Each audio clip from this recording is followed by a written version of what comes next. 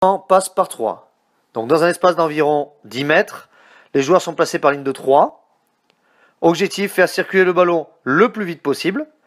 Donc les deux joueurs sur les extrémités, donc à droite et à gauche, auront à chaque fois l'obligation de faire jouer un joueur axial. Donc on partira à chaque fois par 2.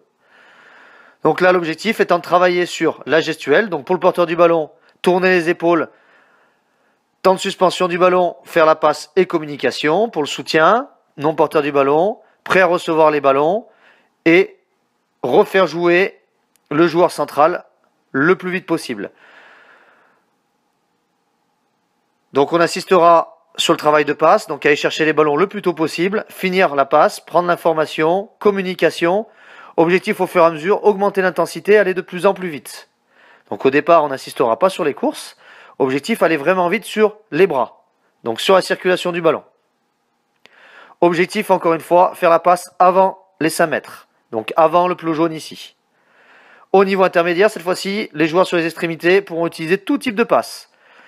Donc passe normale, passe chistera, passe entre les jambes, tout type de passe. Objectif, travailler sur la réactivité des soutiens, donc prêt à recevoir tout type de passe, prise d'information, et aussi s'habituer à faire tout type de passe.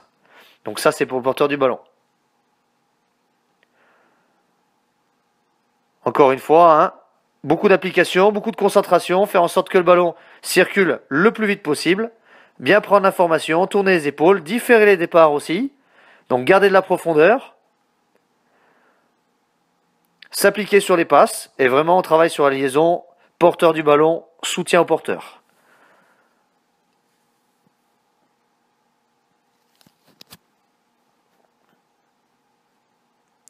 Donc exercice intéressant, hein, parce qu'on n'aura pas à varier les sens de jeu, puisque la passe se fera à droite et à gauche. Donc bien sûr, on change de zone à chaque fois. Hein.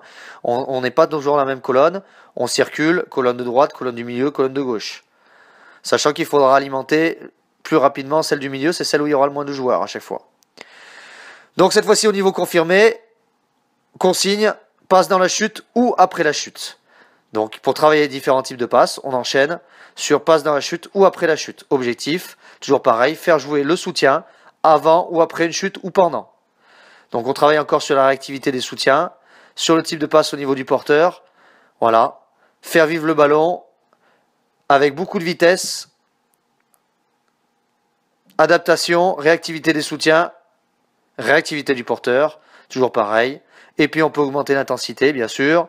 On pourra aussi augmenter la distance de passe au fur et à mesure. Donc on pourra passer de 10 mètres à éventuellement 15-20 mètres.